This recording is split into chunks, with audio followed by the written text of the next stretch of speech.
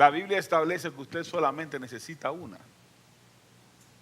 compuesta de una palabra de 4 sílabas, obedecer. Es todo lo que necesita.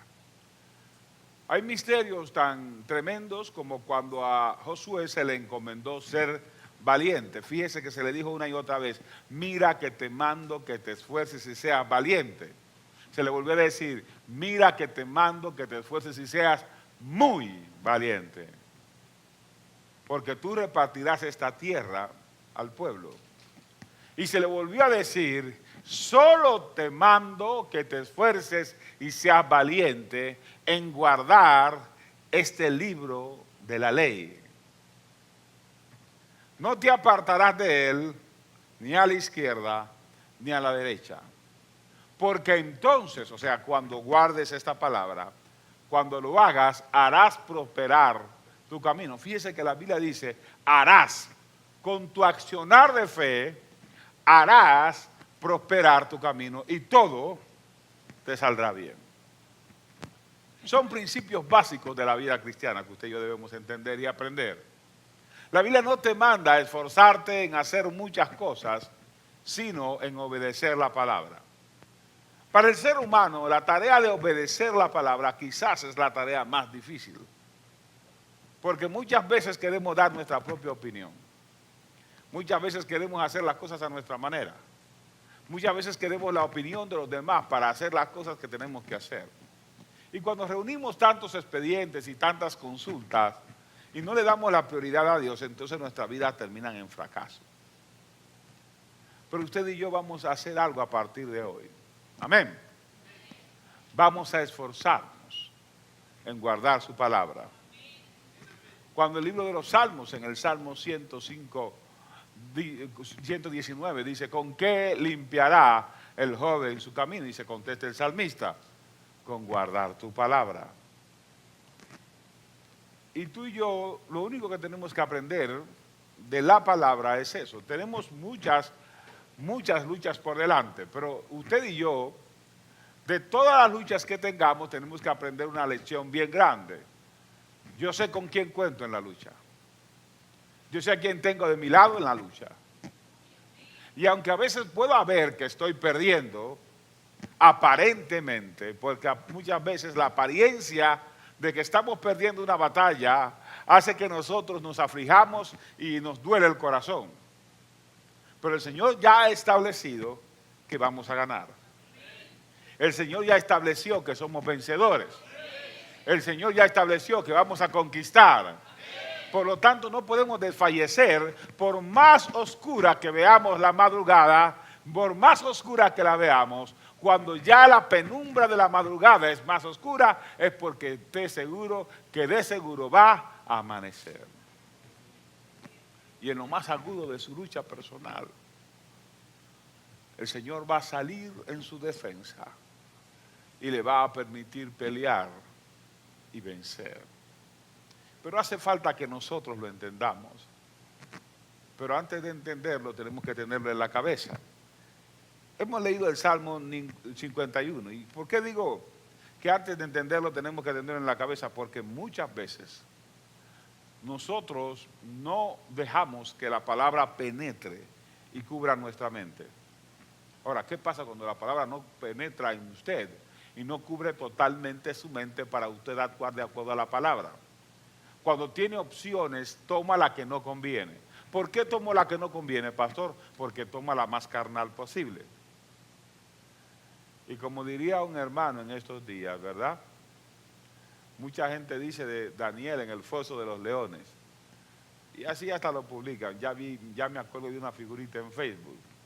Dice que los leones no se comieron a Daniel porque no olía carne. Es decir, porque no era carnal. Pero no crea que es carnal cuando usted le dice carnal al otro, ¿no? Es porque no andaba en la carne. Para que usted no salga de aquí diciendo, al pastor ya no le gusta que digamos carnal al otro. No. Usted le puede decir carnal a su hermano, carnal, de la carne. Lo que usted no debe de hacer es andar en la carne. Pastor, ¿y qué es andar en la carne? Andar en la carne es sencillamente satisfacer los deseos que están en la carne. Yo le he dicho una y otra vez, la carne no se arrepiente. Esta carne, esta flesh, dicen los gringos, ¿no? No se arrepiente.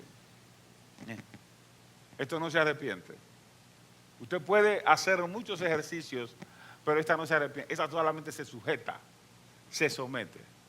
Así que usted tiene que tener muy presente qué Dios quiere de usted, para que la palabra obre en el espíritu suyo. Y el espíritu suyo, que está conectado al espíritu de Dios, hagan que su carne se sujete al espíritu y usted no se deje llevar de la carne completamente. ¿Por qué? Dice la palabra, porque si por el espíritu nos guiamos, vamos a tener libertad, pero si se deja guiar de la carne, va a cosechar ¿qué? Corrupción. Y la corrupción trae como resultado de la muerte. Diga conmigo, Señor, no me permitas seguir siendo guiado por la carne. No quiero terminar en fracaso. Quiero terminar en victoria. Quiero vencer mis tentaciones. Superar mis pruebas. Evadir cualquier situación maligna. Derrotar al enemigo e ir más allá a la victoria que tú me has prometido, en el nombre de Jesús. Déselo fuerte al Rey de Reyes.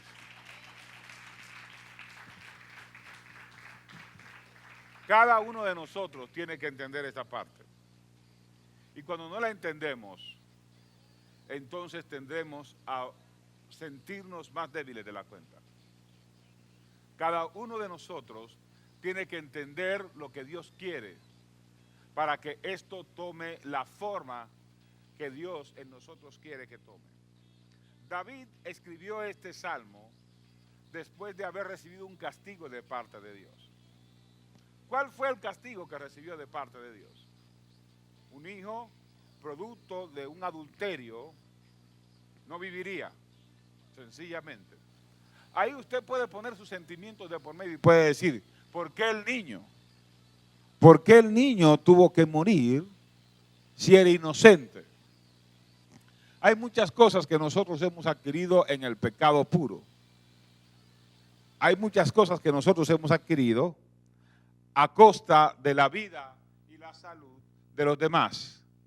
Hay muchas cosas que hemos adquirido sencillamente abusando de otros o andando en la suciedad del pecado. No son beneficios, son situaciones que deben morir en nosotros, porque de lo contrario nos van a hacer perder cuando nos enfrentemos a la realidad diaria. Usted y yo debemos, dice el apóstol Pablo, hacer morir las obras de la carne en nuestra vida. Todavía no se enfrentaba David, como usted y yo estamos en la vida cristiana hoy, pero él entendía estas cosas. Así que él dice varias cosas que yo quiero retomar de este Salmo 51. Lo primero que hace David es que exalta a Dios y le dice, ten piedad de mí, oh Dios, conforme a tu misericordia y a la muchedumbre de tus piedades. Lo primero que hace es, borra mis rebeliones. Borra mis rebeliones. Para yo prepararme para una renovación en Cristo que me dé como resultado una conquista grande, yo tengo que pedirle, borra mis rebeliones. Sencillamente. Y borrar mis rebeliones es borrar en mí todo aquello que de una forma u otra se opone a la voluntad de Dios. Alguien me preguntaba qué es el pecado y quería filosofar conmigo. Y yo le dije claramente, pecado es todo lo que se opone a la voluntad de Dios. Pecado es todo lo que te afecta, lo que haces oculto o lo que haces a la clara. Y si se lo haces oculto de los demás, porque no quieres que te llamen a la atención. Usted sabe que muchas veces no recibimos el Espíritu de Dios en nuestra vida o no nos toca la presencia de Dios, porque sencillamente nosotros tenemos situaciones ocultas que hemos ocultado de los demás, pero que del Señor nadie se puede ocultar. Diga conmigo, Señor, no permitas que mi vida albergue, guarde, oculte pecados, faltas, que no me esconda yo, sino que viva en la luz de tu presencia, sin nada que esconder, pues como carta leída Quiero andar en la luz y no dejarme invadir de las tinieblas. En el nombre de Jesús. Déjeselo fuerte al Rey.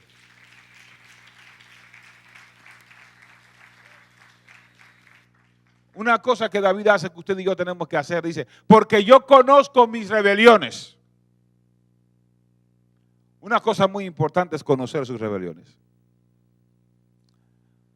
Si usted sufre de iras, por ejemplo, usted debe saber qué lo aira para hacer dos cosas básicas. Una, aléjese de las situaciones que lo provocan a ira. Dos, aprenda a tolerar a los demás. Generalmente nos airamos cuando las situaciones alrededor no nos parecen favorables. No digo que no son, digo que no nos parecen favorables. Y quisiéramos que siempre los demás supieran lo que queremos y lo que anhelamos. No siempre lo van a saber, no siempre van a satisfacernos, no siempre van a correspondernos con el amor y el gozo que nosotros los tratamos. Pero aún así hay que perdonarlos, hay que amarlos, hay que tolerarlos. Y hay que decirles de todas maneras, Cristo te ama. Ese es el punto más duro. Y eso hace que nosotros, no porque no queremos agradar a Dios, sino porque nos desagrada tanto la condición o la conducta de otro, que nos rebelamos. Entonces creemos que nos rebelamos contra el otro. Y terminamos rebelándonos contra Dios. David vio a la mujer aquella y la codició. Y como rey, los reyes paganos podían hacer eso. Si se les antojaba una mujer, ellos la tomaban como esposa. Y hacían matar a cualquiera que estuviera ligado con ella, para que nadie le protestara. Eso lo hacía cualquier rey, pero no lo debía hacer el rey David. A veces tú te preguntas, ¿por qué me suceden cosas? Cuando yo veo que hay personas que son peores que yo, ahí está mal. Porque tú no estás llamado a ser malo, tú estás llamado a ser bueno. Y tú dices, fulano lo ha hecho esto 80 veces y no le pasa nada. Yo lo hago la primera y me va mal. Porque tú no tienes que intentarlo ni siquiera la primera. Te atraparon hablando mentiras porque tú no tienes que mentir. Te atraparon calumniando porque no tienes que calumniar. Te atraparon y te echaron la culpa del chisme que tú no creaste, pero que sí divulgaste. Porque no es tu trabajo. Tu tarea y la mía es pensar y hablar de todo lo justo, todo lo bueno, todo lo amable. Todo lo que es de buen nombre, en lo cual hay virtud y en lo cual es producto de alabanza. Piense y hable de cosas que edifican y los demás nunca tendrán que meterlo. Y si lo meten a usted en líos, entonces aprenda a glorificar a Dios en medio de eso. Y diga, bienaventurado soy, que significa 3 veces feliz, porque esto lo hacen contra mí mintiendo. Así que en esto también voy a alabar y glorificar el nombre del Rey de Reyes y Señor de Señores. Dejemos la amargura, dejemos de sentirnos peor que las ratas porque no nos tratan bien. Usted a veces quisiera, y bueno, la gente me ve y dice, usted no le va mal. Digo, siempre recuerdo, yo daba clases en 2 escuelas, daba clases en la noche y daba clases en la mañana y en la tarde iba a la universidad. Y en esos días no tenía carro. Dios sabe por qué no me dio carro temprano. Y me tenía que agarrar en el autobús público, ¿no? Tenía que llegar a la universidad temprano. Me iba de mi casa a las 6 de la mañana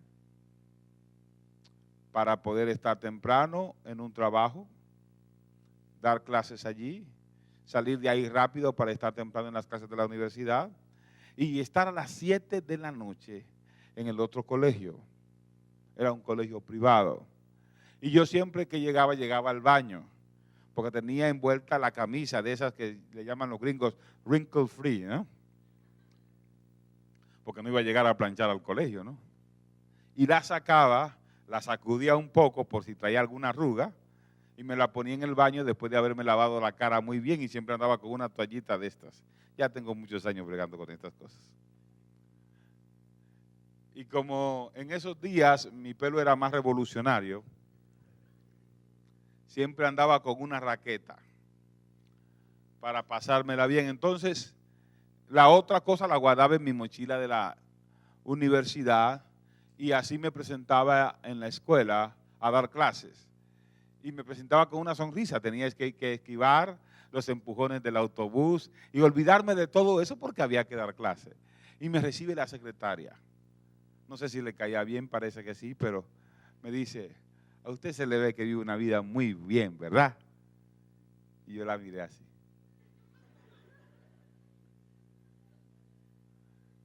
Tuve ganas de decirle tantas cosas y solamente dije gracias por sus buenos deseos. Es importante que usted entienda que el éxito suyo no depende en nada de lo que piensen, hagan o digan los demás. Si hablan de ti mintiendo, es lo mejor que te puede pasar. Si hablan de ti algo malo y tienen razón, entonces es hora de corregir tus errores. Pero nunca dejes de alcanzar grandes metas en Cristo y en la vida diaria bajo la excusa de que hablan mal de ti. Tú no estás para depender de los demás. Tú estás para depender del Rey de Reyes y Señor de Señores.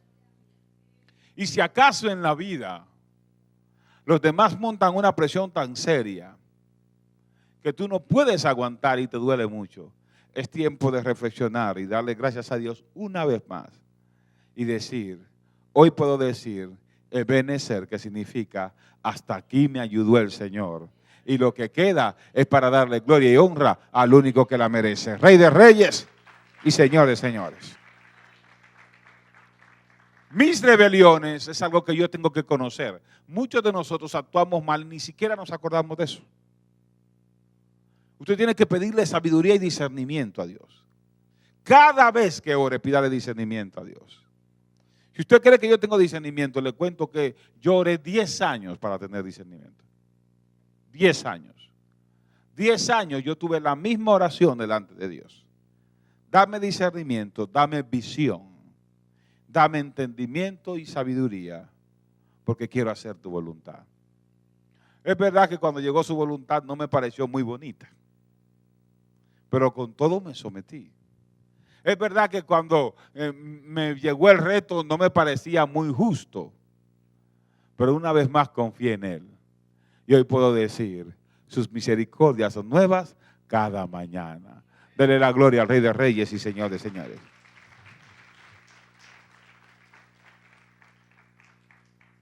Hay dos cosas que usted debe saber del pecado oculto. Una, destruyen la vida de las personas.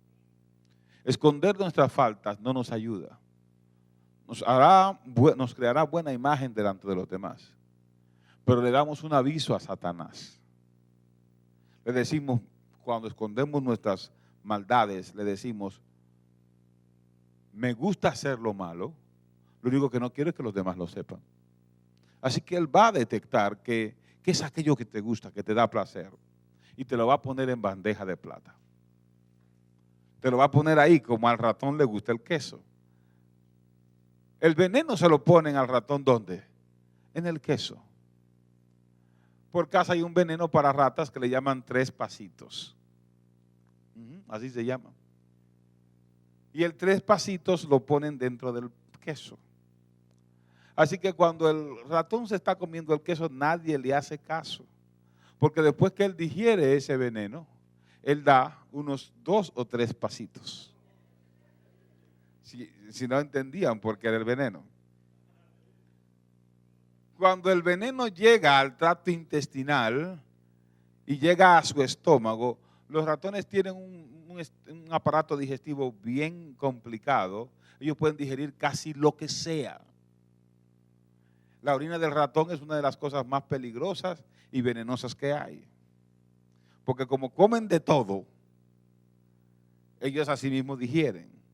Así que no se le ocurre un día beberse la orina del ratón. El fin es que cuando compran el 3 pasitos lo ponen en el queso. Porque así el ratón no entiende que es veneno. Si lo ponen al descubierto, lo huele y lo rechaza. Porque de alguna manera él como que intuye que eso no le conviene, pero lo ponen en el queso y llenan el queso de ese elemento tan mortal que puede matar a una persona inclusive. Así que el ratón va, se come el queso, no se lo pusieron con trampa, se lo dejaron descuidado. El ratón cree que, dicen por mi casa, está haciendo la gran oportunidad de su vida. Al rato buscan, y como le ponen harina también, para buscar los pasitos del ratón, y por las marcas de harina que va dejando, lo encuentran en el camino. Porque como saben que se va a morir, hay que encontrarlo para que después no huela muerto en toda la casa. De esa misma manera, cuando tú tienes un pecado oculto, el enemigo te pone la muerte espiritual dentro de aquello que te satisface, sea fornicación, sea adulterio, sea mentira, sea ira, y aquello que te satisface muchas veces va a tener detrás espíritus demoníacos que pueden cautivar tu vida, espíritus mortales que pueden apresar tu vida.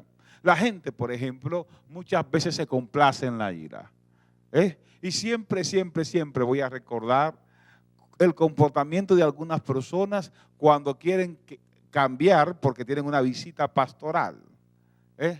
Hay casas, por ejemplo, que yo he ido, antes visitaba mucho porque eran menos. Por eso hoy no visito mucho, porque después se ponen a quejarse de que visito a aquel y no a aquel. Así que pase, hermanos. Y cuando llegaba a la casa, ponía el oído, porque le había dicho a la hermana que dejara las novelas, y me había asegurado que sí. Y escuchaba la novela. Entonces después tocaba tuc, tuc, tuc, tuc, la casa. Y venían a ver quién era y yo le ponía el dedo en el ojo de él. Y cuando intentaba mirar para afuera, no sabían. Y cuando abrían, el pastor. Y la casa vuelta a un relajo, ¿no? Vuelta a un desorden. Y ahí, excúsenme, perdóneme. Y el chamaquito haciendo de todo y todavía algunas cosas tiradas. Digo, deje de afanarse por eso. Porque a veces la gente quiere ordenar cuando cree que Dios lo ve. Y si viene el pastor, creen que ya Dios lo ve. Dios no te ve cuando llega el pastor, te vio desde antes que hicieras lo que hiciste. Estamos en la presencia de Dios. Él ha prometido estar con nosotros 24/7. No tienes que fingir ser algo diferente delante del pastor o delante del maestro o delante del líder o delante de otra persona. Sé quién tú eres. Corrige los errores antes de que aparezcan mortales, porque el inmortal y el todopoderoso siempre está contigo. No para vigilarte, sino para ver cómo le agrada siempre. Entonces, la vida nuestra en los placeres personales y a veces en las vagancias es como el queso. Lo que hay detrás es como los 3 pasitos, que lo haces una y otra vez hasta que te comes todo el queso y después lo que queda es muerte espiritual. Y la muerte espiritual crea un cautiverio tan grande que usted puede ver el ejemplo de David. David le pide aquí al Señor, crea a mí, oh Dios, un corazón recto, porque él sabe que lo que acababa de hacer era el producto de un hombre impío. El hombre conforme al corazón de Dios había actuado impíamente. Le dice, líbrame de homicidios, porque él había mandado a matar a uno de sus soldados más fieles. Cuando tú entras en la etapa del placer, te olvidas de tu existencia como cristiano. Te olvidas de quién eres en Cristo. Cuando solamente vives para complacerte a ti mismo y no quieres que los demás ni siquiera te opinen. A veces sabes que estás mal en algo, pero no quieres que los demás te digan nada. A veces sabes que estás actuando mal, pero no quieres que los demás te critiquen. No quieres escuchar a nadie que te reprenda. Es más, hasta te creas una teoría acerca de lo que estás haciendo. Sabes que lo que estás haciendo está mal, pero quieres justificarlo porque no quieres que te reprendan. Y dices, el Señor no me ha dicho nada. Quizás te ha gritado al oído y no le escuchas. Porque cuando tú estás en algo malo, que lo consientes y tratas de protestar para que no te molesten, entonces tu propia conciencia se cauteriza. ¿Y cómo que se cauteriza? Se endurece.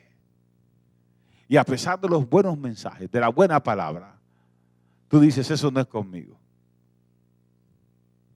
No permitas que tu conciencia se cauterice. No te comas ese queso envenenado. No actúes como rata. Aprende a discernir y pídele al Altísimo que te dé el discernimiento y la gracia necesaria para saber que cuando estás haciendo algo mal, no tienes que esperar sentirte mal para cuando te sientas mal entonces empezar a reprender y a sentirte culpable. Y si todavía estás involucrado en algo inadecuado, simplemente reconoce tus rebeliones y ve delante del Señor y dice, crea en mí, oh Dios, un corazón recto y tu espíritu noble me sustente. Mientras David habla con Dios, le dice, mira, he aquí yo sé que amas la verdad y en los secretos me has hecho comprender sabiduría. Purifícame, lávame y seré más blanco que la nieve, que quiere decir más puro. Hazme oír gozo y alegría. Esconde tu rostro de mis pecados, que quiere decir perdónalos y borra todas mis maldades. Usted y yo tenemos etiqueta de conquistadores. Se lo recuerdo otra vez, usted y yo tenemos etiqueta de conquistadores. Y en estos días hemos escuchado palabras suficientes para levantarnos y decir, no tan solo pedirle al Señor, sino decir, no tan solo Dios renueva mi espíritu, decir, tengo un espíritu renovado. Ayúdame a sostenerme en esta renovación. David le pide inclusive al Señor, vuélveme el gozo de tu salvación. ¿Y saben por qué le pide al Señor en esta oración, vuélveme el gozo de tu salvación? Porque cuando usted tiene el gozo de su salvación, es el gozo del primer amor. Y si alguno no ha sentido el gozo del primer amor, es tiempo de que lo pida ya. Si hay algo que le ayuda a usted a vencer tentaciones, pruebas y dificultades, a comportarse de acuerdo a la voluntad de Dios y a caminar como Dios quiere, es el gozo de su salvación, el gozo del primer amor. ¿Saben por qué? Le cuento. Porque en el primer amor usted no discute con nadie. Usted hace lo que dice la palabra. Al sentir el primer amor, usted no está por saber si esto conviene o no conviene. Usted hace lo que dice el Señor. Y yo espero que usted esté viviendo la experiencia de ese primer amor. Y yo espero que usted, si en estos días su espíritu no ha sido renovado y no le ha sido devuelto el primer amor, su oración principal sea, Señor, crea en mí un espíritu renovado y vuélveme el gozo de tu salvación, de tu primer amor. Yo quiero vivir en tu primer amor. Cuando usted canta una canción como Yo tengo un nuevo amor, usted está diciendo que Jesús es lo más importante. Usted está diciendo que no hay nada más importante. Saben, si esas canciones, y yo siempre hablo de las canciones y de la adoración, fueran una realidad de nuestra vida, entonces realmente no hubiera nada que se opusiera a nosotros. Usted y yo debemos orar y vivir para que estas cosas sean una realidad de nuestra vida. Eso es lo que el Señor quiere. David fue un conquistador, amén. Y a veces usted y yo hemos sido conquistadores en una etapa. Fue en su etapa de mayor madurez que David, sencillamente, cometió este error grande de descuidarse porque se confió en sí mismo. Diga conmigo, el conquistador espiritual, ese que confía en el Señor, nunca debe confiar en sus propias fuerzas ni en su propio conocimiento. El conquistador que agrada a Dios siempre confiará en el Señor y en el poder de su fuerza y en la integridad de su palabra para agradar al Señor y hacer su voluntad en todo tiempo, en el nombre de Jesús. Dele la gloria al Rey de Reyes y Señor de Señores. David pide 3 cosas que son importantes. Dice, un espíritu renovado,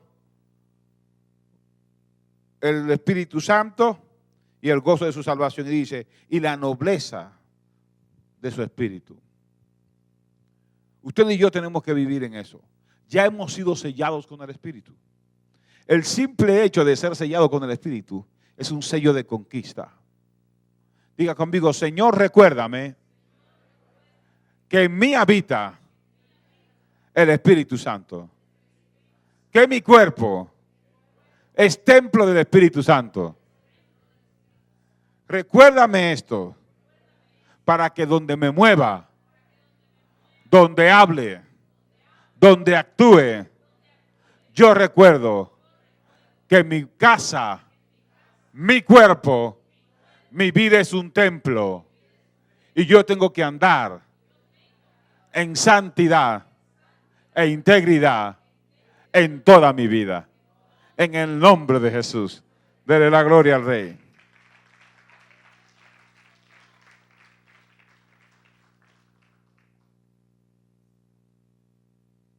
El dicho popular reza, pero es el dicho popular, que los hispanos ponemos candado ¿después de qué?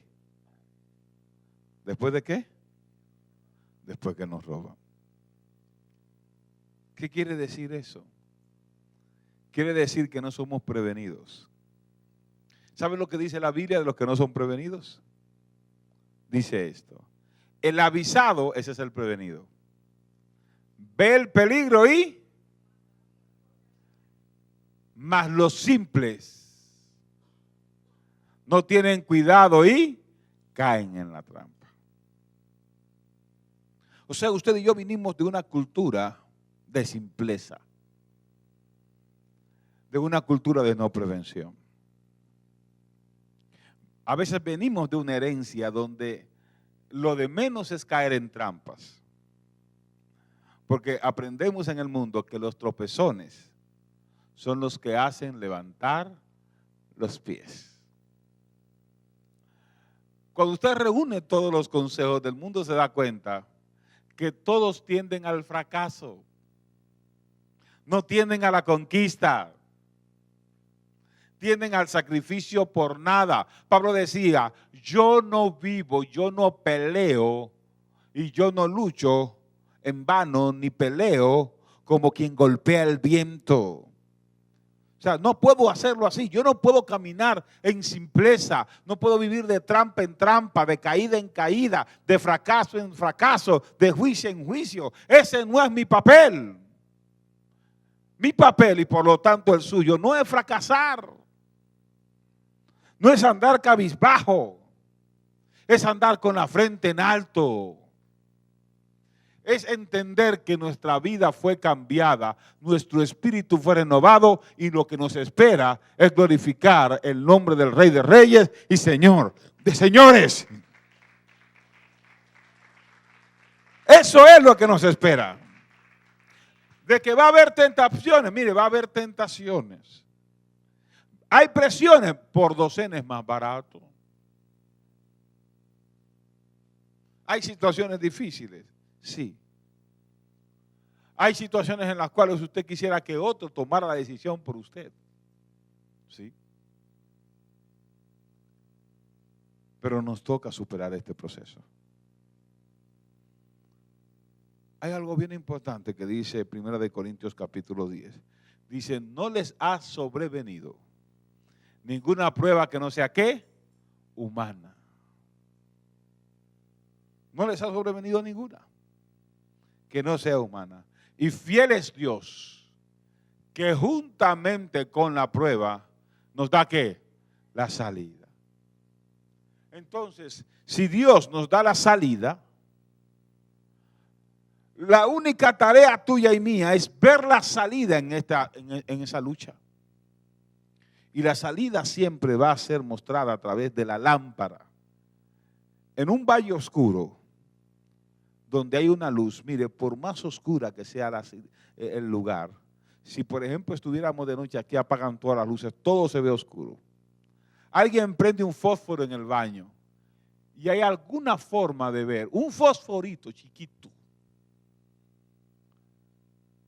y usted va a ver esa luz. La Biblia dice, lámpara es a mis pies tu palabra y lumbrera a mi camino. Aunque yo ande en valle de confusión, aunque ande en valle de sombra de muerte, no temeré mal alguno porque tú estarás conmigo.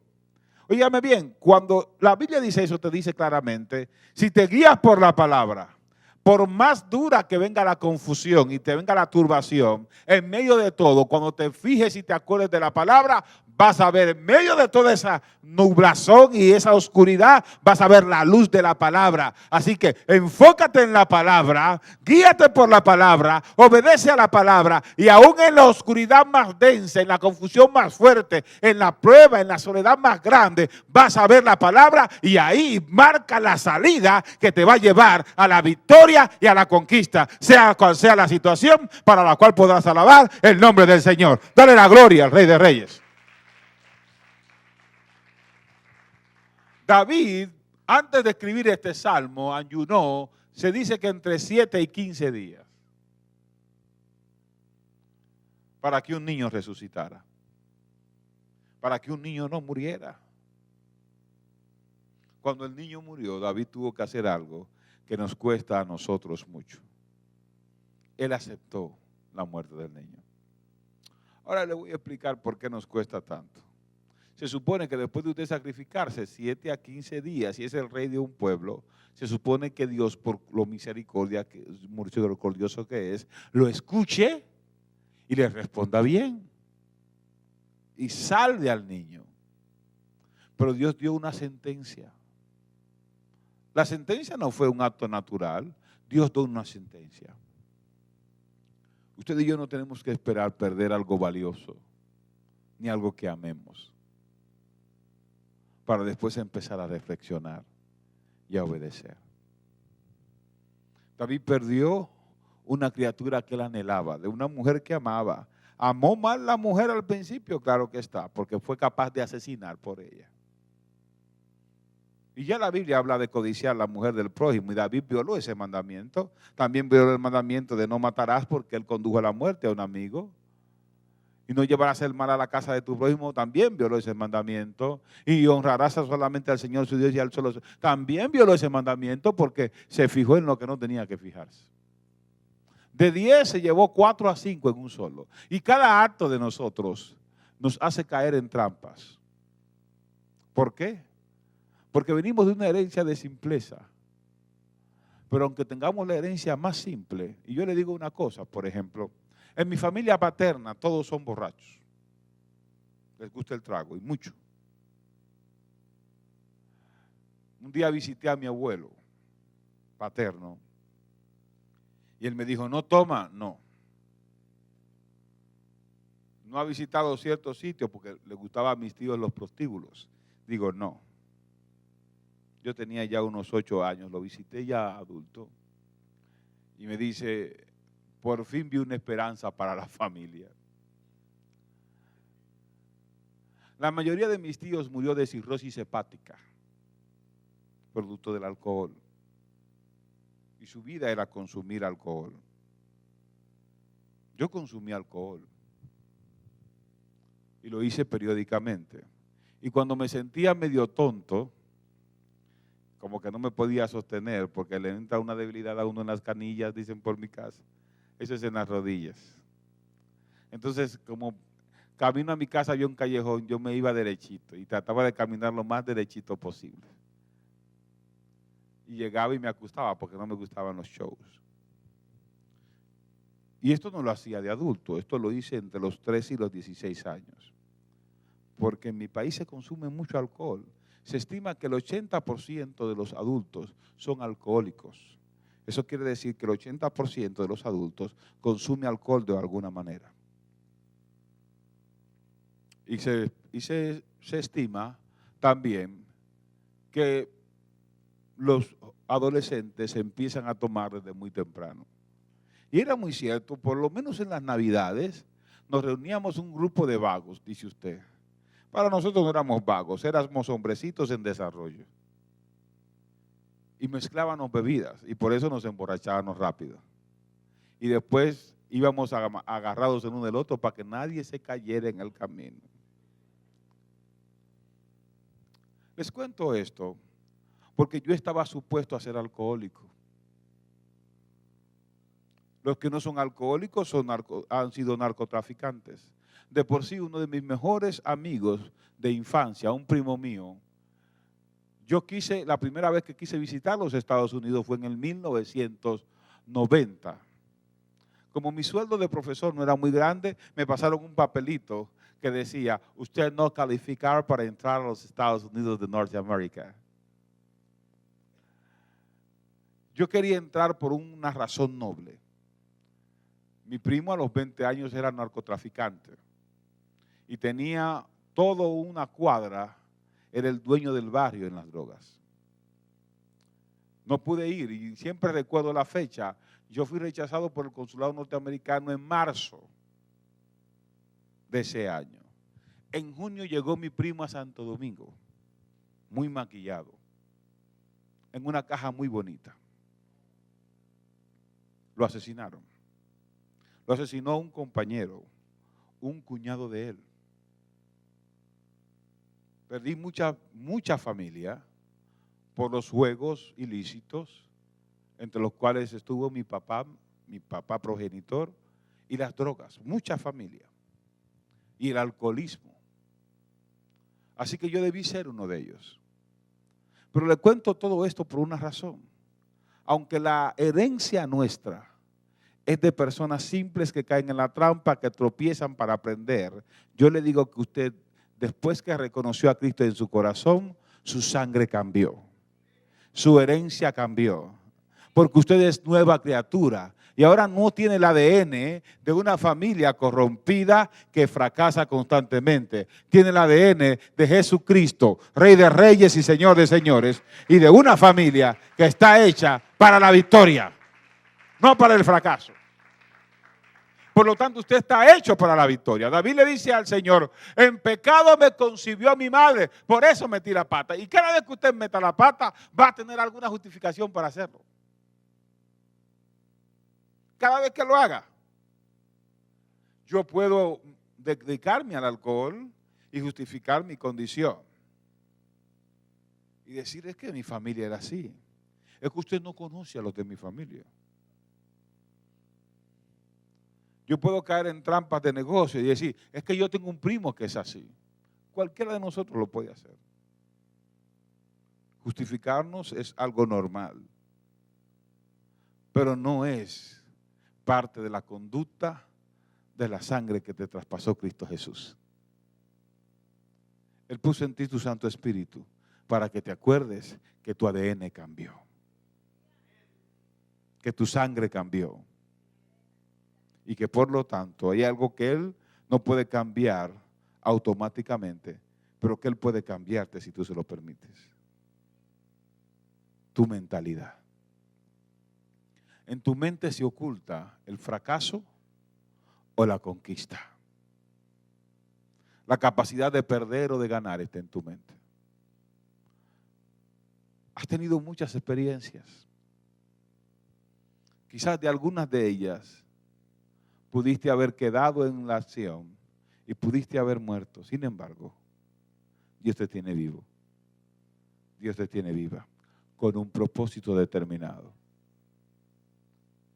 Pudiste haber fracasado y pudiste haber perdido no tan solo la vida, los hijos, las relaciones más cercanas. Sin embargo, dice la palabra que Él te sacó del lodo cenagoso y del pozo de la desesperación.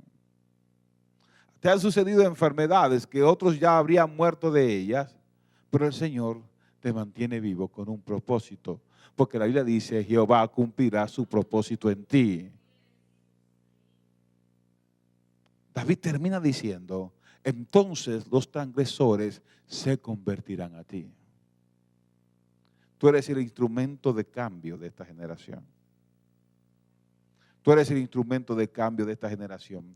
Y ya tienes que dejar la mentalidad de sentirte menos, de sentirte incompetente, de sentirte un fracasado o fracasada, de sentirte un atrasado y de llevarte de las palabras nocivas que otros te bombardean en tu mente para hacerte sentir una persona fracasada. ¡No más! Es tiempo de empezar a pensar y actuar como una persona a quien Cristo le renovó la mente, que tiene el Espíritu del Señor, que cuenta con el gozo de la salvación, que conoce al Rey que sirve y que va a andar de victoria en victoria, de fe en fe y de gloria en gloria. Ponte de pie en esta hora y dáselo más fuerte al Rey de Reyes y Señor de Señores.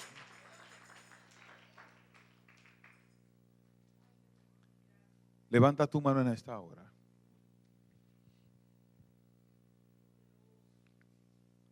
Yo tengo muchos años hablando de cambio de mentalidad. Y le puedo decir, como dijo el apóstol Pedro, a mí no me es molesto hablar de las mismas cosas. Y lo voy a hacer persistentemente hasta que Cristo se muestre en cada uno de los de esta casa. Y no me voy a cansar. Este es el tiempo en que su conquista tiene que ser nuestra conquista. Y Él nos ha dado victoria. Abra sus labios para alabar el nombre del Señor. Y hable con el Señor allí donde está. Yo quiero que usted se levante como un verdadero conquistador. Yo quiero que usted pueda vencer toda situación. Que usted pueda celebrar en Él y darle gracias por lo que ha hecho en su vida. Este es el mejor tiempo para vivir con una mentalidad de victoria. Dígaselo al Señor. Maravilloso Jesús, milagroso Señor, llena este lugar.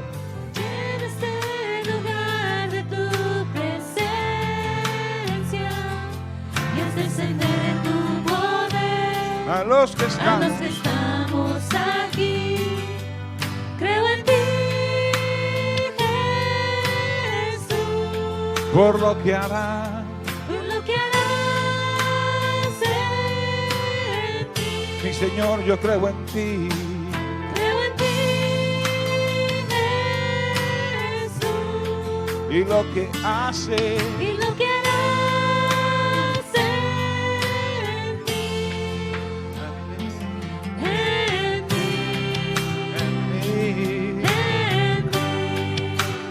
recibe toda la gloria, recibe toda la honra, precioso, precioso Hijo de Dios. Recibe toda la gloria, recibe toda la honra, precioso Hijo de Dios. Quiero levantar a ti mis manos, maravilloso Jesús, milagroso Señor. Llena este lugar de tu presencia, que es descender tu poder a los que estamos aquí. Creo en ti, en lo que hará, y lo que harás en mí. mi Señor, yo creo en ti. Creo en ti, Jesús, Por lo que hace, por lo que harás en mí, en mí, en mí, en mí. en mí. Recibe Toda la gloria, recibe toda la honra, precioso, precioso Hijo de Dios. Recibe toda la gloria, recibe toda la honra, precioso Hijo de Dios.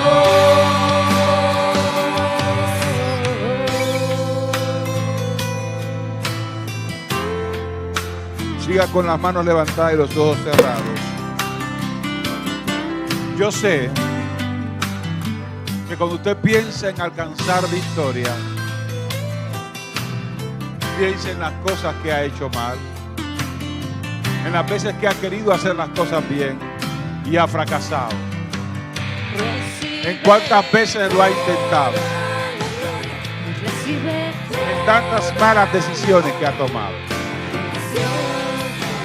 en que una y otra vez ha intentado hacer la voluntad de Dios y se ha enfrentado a fracaso tras fracaso, que se ha cansado. Los que tienen